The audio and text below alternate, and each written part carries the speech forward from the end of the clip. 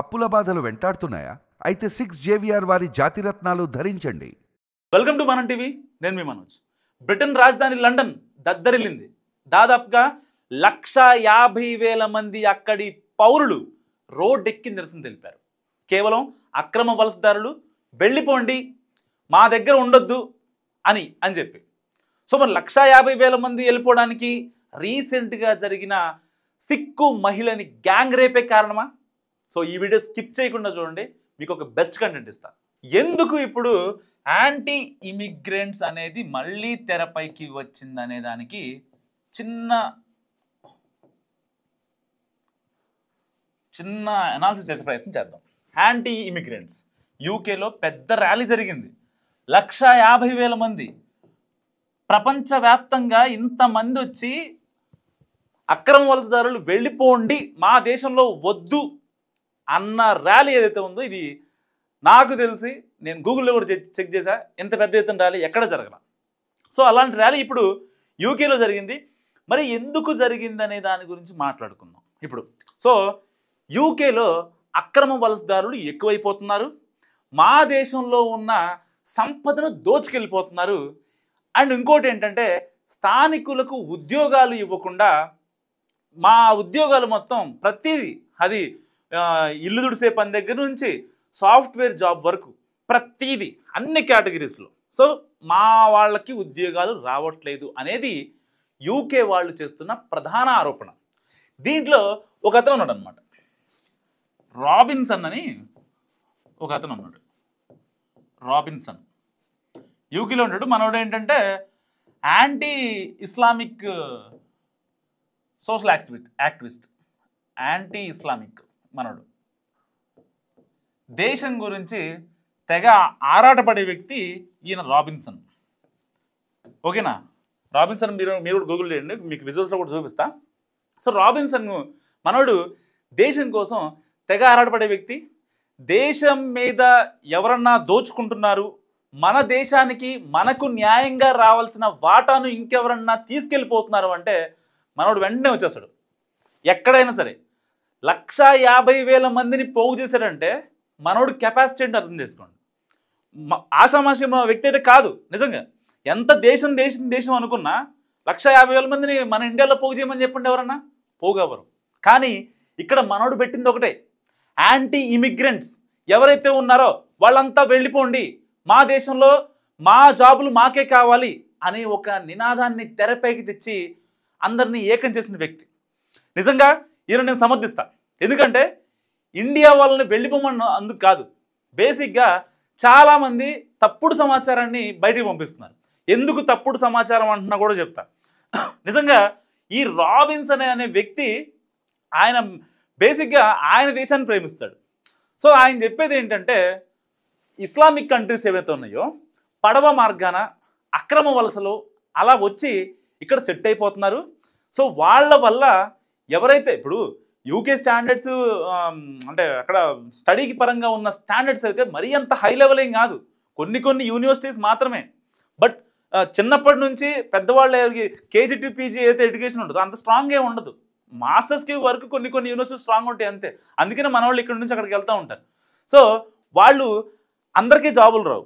English మనం అనుకుంటాం అక్కడ వాళ్ళు ఇంగ్లీష్లో మాట్లాడతారు కదా, మరి వాళ్ళకి జాబ్ వస్తుంది కదా అనుకుంటాం. అలా ఉండదు. ఇప్పుడు ప్రపంచం అంతా ఐటీ మీద పడింది. సో దానికంటూ కొంత నాలెడ్జ్ ఉండాలి. అది రాకెట్ సైన్స్ కాకపోయినప్పటికీ బట్ దానికి కావాల్సిన ఆ స్కిల్ అనేది మన మైండ్లో ఉండాలి. అది యూకేలో అందరికీ ఉండదు.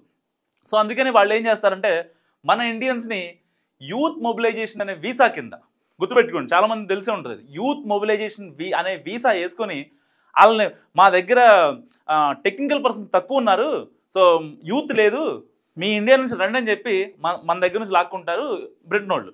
సో అది పక్కన పెడదాం కాసేపు. సో ఎందుకు మనోడు ఇప్పుడు విలన్ అయ్యాడు, ప్రపంచవ్యాప్తంగా విలన్ అయ్యాడు, ఎందుకు విలన్ అయ్యాడో చెప్తా మీకు. ఒకే ఒక కండిషన్, ఇస్లామిక్ కంట్రీస్ నుంచి ఎవరైతే అక్రమంగా వస్తున్నారో వాళ్ళని వద్దు అని చెప్పడానికి ఇప్పుడు మనోడు విలన్ అయ్యాడు. ఇప్పుడు కొన్ని ప్రపంచ దేశాలు, సో కాల్డ్ మీడియా కూడా ఎలా పోర్ట్రే చేస్తుందంటే, రాబిన్సన్ ఒక అంటే పర్టికులర్గా ఈ దేశం వాళ్ళే వద్దన్నారని ఆ దేశం వాళ్ళ మీడియా వేస్తుంది, లేదు పలానా ఆస్ట్రేలియా వాళ్ళు రావద్దంటున్నారని చెప్పి అక్కడ మీడియా ప్రచురించే ప్రయత్నం చేస్తుంది. నిజంగా రాబిన్స్ అనే వాడి ఉద్దేశం నిజంగా కరెక్ట్. ఎందుకంటే ఇప్పుడు ఏ దేశమైనా, ఇప్పుడు ఫర్ ఎగ్జాంపుల్ ఒక చిన్న ఎగ్జాంపుల్ చెప్తా. ఫర్ ఎగ్జాంపుల్ యూకేలో కావచ్చు, అమెరికాలో కావచ్చు కొన్ని జాబులు ఉంటాయి. అది ఎంఎన్సీలే కావచ్చు, హాస్పిటల్లో జాబ్సే కావచ్చు, వేర్ హౌస్లో జాబ్సే కావచ్చు, రెస్టారెంట్లో జాబ్లే కావచ్చు, ఏవైనా కావచ్చు. కానీ అక్కడ ఉన్న జాబులు మరి ఇండియన్స్కే ఎందుకు ఇస్తున్నారు అనే దానికి ఒక చిన్న పాయింట్ చెప్తా. ఇప్పుడు మనోళ్ళు కొంచెం కష్టపడే మనస్తాం, పార్ట్ టైంగానే కష్టపడతారు, ఫుల్ టైంగానే కష్టపడతారు. ఒక 4-5 గంటలు ఖాళీగా ఉంటున్నామంటే ఖాళీగా ఎందుకు ఉంటాం, ఈ 4 గంటలు ఏదైనా పని చేసుకుందామని చెప్పి కష్టపడుతూ ఉంటారు. అలాంటి వాళ్ళు ఎవరైతే ఉంటారో కొంచెం వాళ్ళు కష్టపడి డబ్బులు సంపాదించుకునే నైజంతో మన ఇండియన్స్ మాత్రమే ఉంటారు. అక్కడ ఉన్న యూరోపియన్ కంట్రీస్, పర్టికులర్గా లండన్లో ఉన్న వాళ్ళు అసలు పని చేయడానికి ఒప్పుకోరాళ్ళు. సో వాళ్ళకి ఇప్పుడు జాబులు లేవు. ఆ జాబుల గురించి ఇలాగే ఇంకొక 2-3 ఏళ్ళు జరిగితే కనుక ఇక అక్కడున్న యూత్ ఎవరు లేరు, ముసలోళ్ళు అయిపోతున్నారు, పడుచోళ్ళు ముసలోళ్ళు అయిపోతున్నారు. సో ఇప్పుడు నెక్స్ట్ జనరేషన్కి మన వల్ల ఇబ్బంది అవుతుంది. ఇప్పుడు మనం మాట్లాడకపోతే, కనీసం ఒక మూమెంట్ని రేస్ అయిపోతే లోకల్ మూమెంట్ ఇది నేషనల్ మూమెంట్ అవ్వాలని చెప్పి ఈ రాబిన్సన్ అనే వ్యక్తి ఇప్పుడు బ్రిటన్ యొక్క కొన్ని కార్యకలాపాల కోసం మనోడు కష్టపడుతున్న పరిస్థితి. సో దీన్ని చాలామంది నెగిటివ్గా పోర్ట్రే చేస్తున్నారు. నిజానికి చెప్పుకోవాలంటే రాబిన్సన్ ఉద్దేశం ఏమీ తప్పేం కాదు. అక్కడ ప్రభుత్వాలు ఫెయిల్ అయ్యాయి కాబట్టే రాబిన్సన్ ఇవాళ రోడ్డెక్కాడు. నిజంగా ప్రభుత్వాలు ఫెయిల్ అయ్యాయి. ఎందుకంటే అక్కడ 100 జాబులుంటే, యూకేలో 100 జాబులుంటే దాదాపుగా అది సాఫ్ట్వేర్ కంపెనీస్ కావచ్చు, లేకపోతే రెస్టారెంట్ జాబులు కావచ్చు, లేదు వేర్ హౌస్ జాబులు కావచ్చు, దాదాపుగా 70 మంది 70% బయట వాళ్ళే.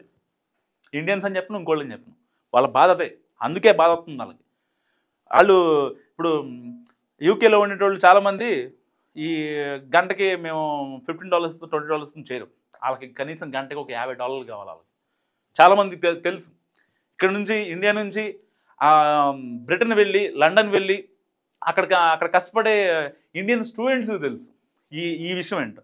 సో ఇలాంటి నేపథ్యంలో ఈ రాబిన్సన్ రాక ప్రపంచాన్ని ఇప్పుడు కుదిపేస్తుంది అనమాట. కొంతమంది ఏమో గో బ్యాక్ ఇండియన్స్ అంటారు, కొంతమంది ఏమో గో బ్యాక్ ఇస్లాం కంట్రీస్ అంటారు, కొంతమంది ఏమో గో బ్యాక్ ముస్లిమ్స్ అంటారు. సో ఏది ఇక్కడ నమ్మడానికి ఆస్కారం లేదు. ఎందుకు లేదనే దానికి కూడా నేను మీకు చెప్తున్నా.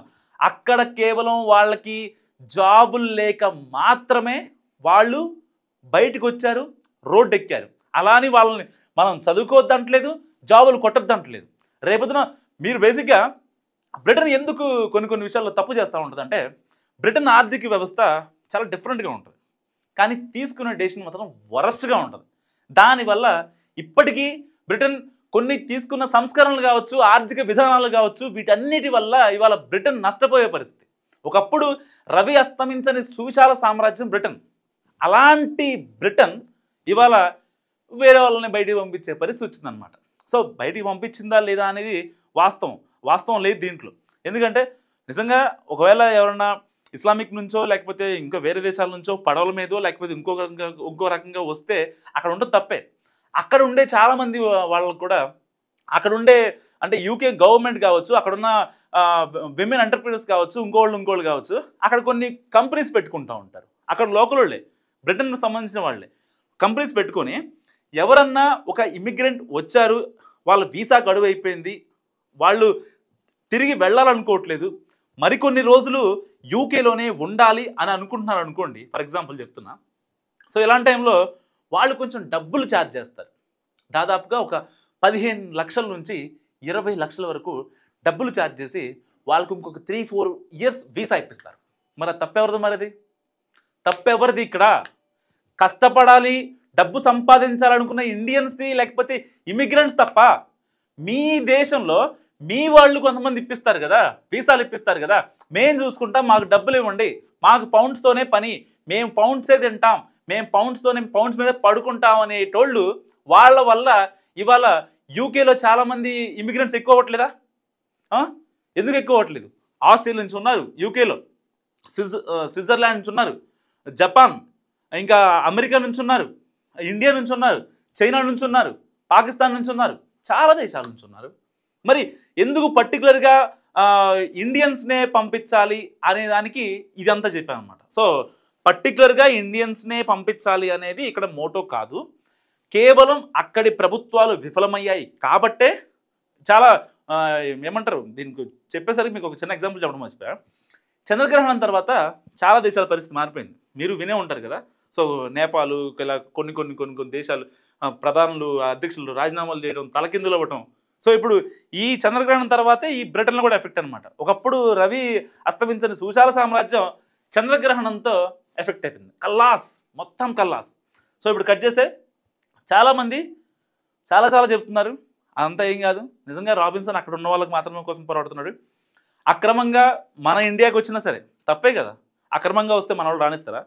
శ్రీలంక నుంచి అక్రమంగా వస్తూ ఉంటారు, తమిళనాడులో కోస్టల్ గార్డ్ వాళ్ళు పట్టుకొని ఏం చేస్తారు, జైల్లో వేస్తారు. వీళ్ళు అదే చెప్తున్నారు, మాకు తెలియకుండా అక్రమంగా వచ్చిన వాళ్ళని మా దేశంలో ఉండటానికి వీల్లేదు, ఎట్టి పరిస్థితుల్లో వీల్లేదు, మాకు అక్కర్లేదు, మీరు వెళ్ళిపోండి, సక్రమంగానే వస్తేనే రండి అని వాళ్ళు ఘంటాపదంగా చెప్తున్నారు.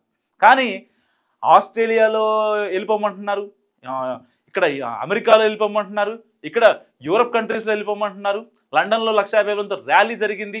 ఇంత రప్చర్ క్రియేట్ అవుతుంది, ఇన్ని కాన్సిక్వెన్సెస్ ఫ్యూచర్లో ఫేస్ చేయాల్సి వస్తుంది. సో ఏది ఆపాదించినా సరే ఇండియన్స్కి ముడిపెట్టడం, go back Indians, simple. Go back Indians అనే ఒక అది ట్విట్టర్లో ట్రెండ్ అయిపోద్దేమో నాకు అర్థం కావట్లేదు.